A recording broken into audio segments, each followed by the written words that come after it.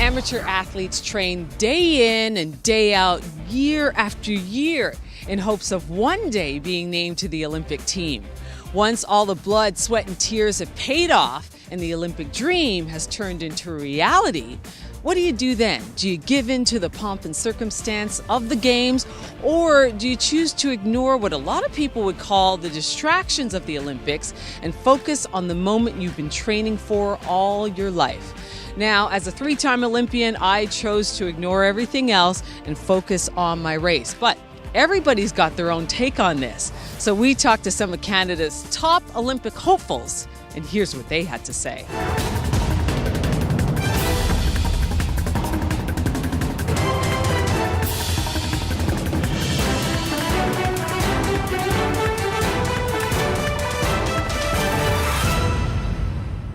What will be your approach? Will you be like, oh yeah, I want to go on that tour.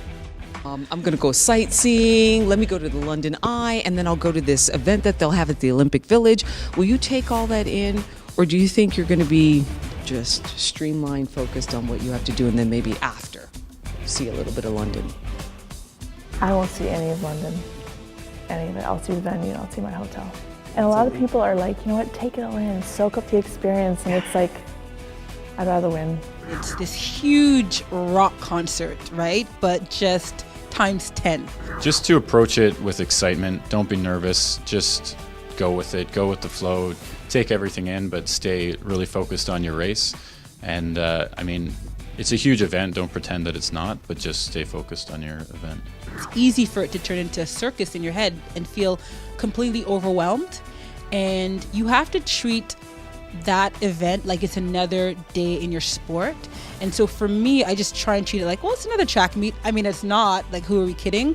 But really try and I use the term dumb it down in your head, because if you get too overwhelmed with, oh my goodness, there's Yao Ming, there's Kobe Bryant, there's Serena Williams, I remember being in line with Andy Roddick in McDonald's, in 2004. And I'm like drilling him with all these questions. I'm like, wait a minute.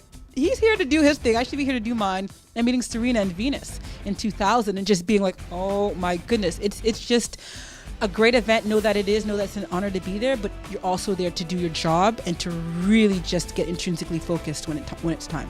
Having fun is one of my huge things, but having fun in a this is an awesome type thing instead of, oh yeah, I'm just like here as a tourist. No, it's like having fun because this is my job and this is what I love to do. Have fun with your sport. By the time you get to the Olympic Games, all the work is done.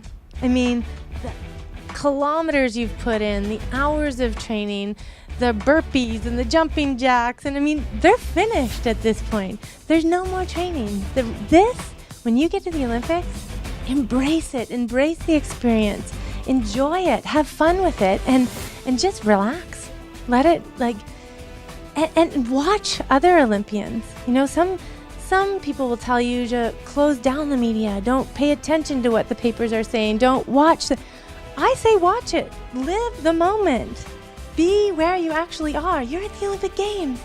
Cheer for other Canadians. Embrace it because that's inspiring. We're Olympians because we're inspired by sport. And we love sport, so be part of it, and just have fun.